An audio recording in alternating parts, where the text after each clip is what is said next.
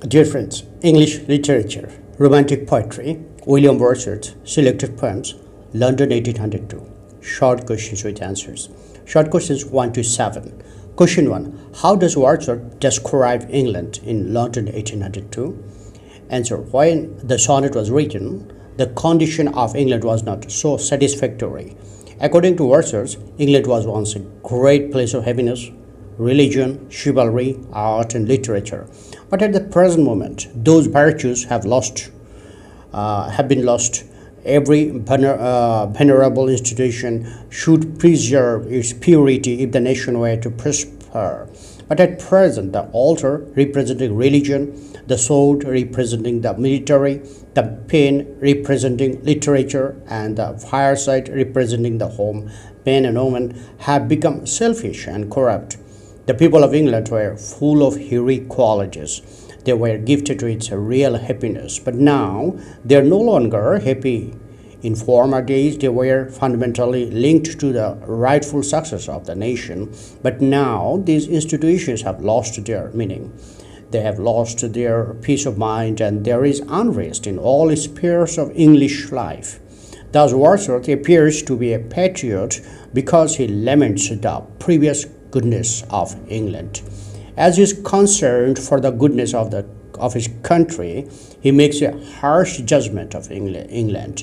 This is one of Wordsworth's few explicitly nationalistic verses, perhaps of the conservatism that took hold in his old age. Question 2. What does Wordsworth ask Milton in London 1802? Answer. According to Wordsworth, England was once a great place of happiness, religion, chivalry, art, and literature. But at present moment, those virtues have been lost. Wordsworth can only describe modern England as a marshy land where people are selfish and morally corrupt. He asks Milton to come back once more to live among them and to raise their moral standard by teaching them unselfishness. Milton was first and foremost a reformer. He was a man of a strong character and high ideals. At the time of civil war, he stood fearlessly and unflinchingly for the liberty in all its forms. That is why the Wordsworth looks upon Milton as the critical period of his own day and asks him to raise the English up and to teach them how to live a life full of manners, virtue, freedom, and power. Wordsworth is critical of the people of England, and as they have become self-interested and they do not take into account the interest of others. So Wordsworth is concerned about their condition and asks Milton to correct England's current waywardness. Question 3. How does Wordsworth praise Milton in London 1802?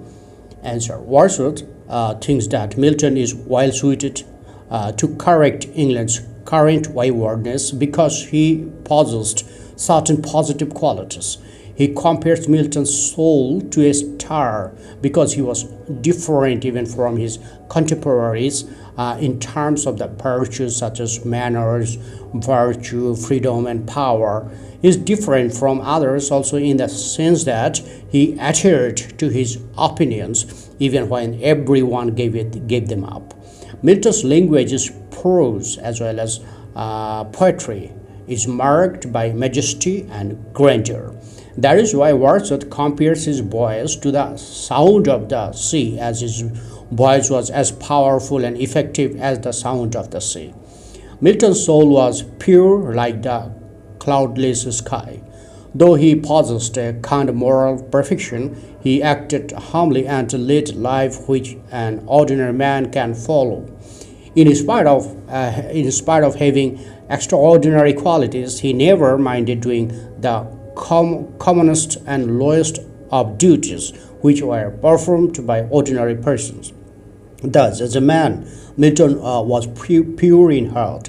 He had piety and cheerfulness and was free from corruption.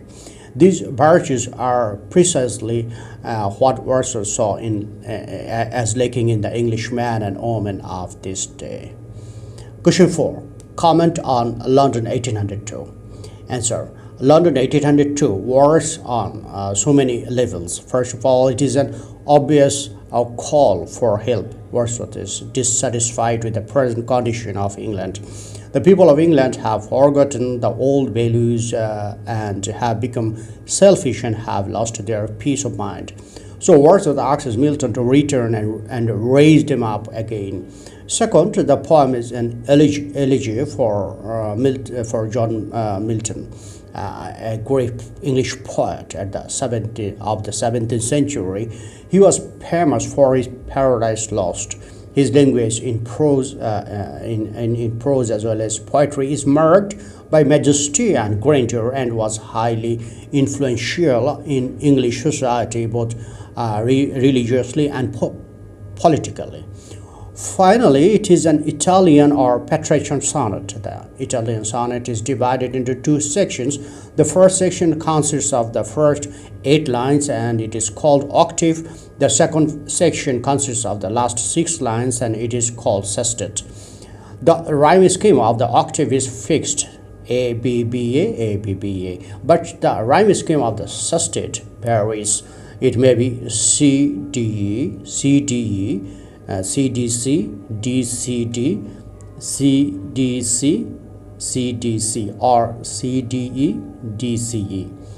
London 1802 is a Petrarchan sonnet. It is divided into 2 parts, octave and sestet. The rhyme scheme of the octave is A, B, B, A, B, B, A, and that of the sestet is C, D, D, E, C, E. Question 5. Describe London 1802 as an Italian Petrarchan sonnet. Answer. The poem is written in the form of Petrarchan or an Italian sonnet. The Italian sonnet is divided into 2 sections. The first section consists of the first 8 lines and it is called octave. The second section consists of the last 6 lines and it is called sestet. The rhyme scheme of the octave is fixed, A, B, B, A, A, B, B, A, but the rhyme scheme of the sestet varies. It may be C, D, E, C, D, E, C, D, C, D, C, D, C, D, C, C, D, C, or C, D, E, D, C, E.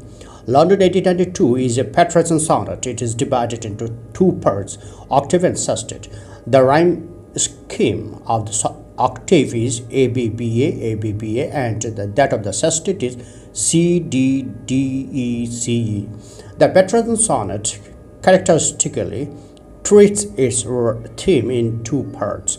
The first 8 lines, the octave, state a problem, ask a question, or express an emotional tension. The last 6 lines, the sestet, resolve the problem, answer the question, or relieve the tension. In the Petrarchan sonnet, there is a change in subject matter. This change occurs at the beginning of line 9. This change of subject matter is called the volta or turn. It is at the volta that the second idea is introduced. In London 1802, the octave develops the idea of the decline and corruption of English race, while the sestet opposes to that loss the qualities Milton possessed, which the race now desperately needs. Question 6. What patriotic zeal is expressed in London 1802? Answer. In London 1802, Wordsworth points out to the shortcomings of England. But if we take a closer look at the poem, we find that he loves his country. When the sonnet was written, the condition of England was not so satisfactory. According to Wordsworth, England was once a great place of happiness, religion, chivalry, art, and literature. But at the present moment, those virtues have been lost.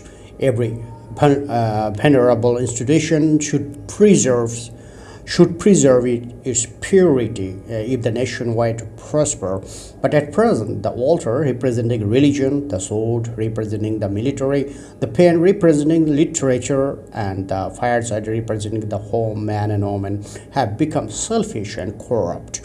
The people of England were full of heroic qualities. So they were gifted with real happiness. But now they're no longer happy in former days. They were fundamentally linked to the rightful success of the nation.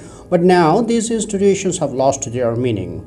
They have lost their peace of mind, and there is unrest in all spheres of English life. Thus, Wordsworth appears to be a patriot because he laments the previous goodness of England. As he is concerned for the goodness of his country, he makes a harsh judgment of England. Question 7. Write down the summary of the poem London 1802. Answer. The poem begins with a call to John Milton, 1608 to 1674, a much loved and respected English poet and one of the Wordsworth's great influences. The poet addresses the soul of dead poet John Milton, saying that he should be alive at this moment in history, for England needs him. He describes England as a marshy land, and the people of England have forgotten all the things of the past values, including religion, military might, and literature. He wishes Milton could return and teach the nation unselfishness. The poet describes Milton as a man of pure heart and free from corruption. Wordsworth compares his poise to the sound of the sea, as his poise was as powerful and effective as the sound of the sea. Milton's soul was pure like the cloudless sky.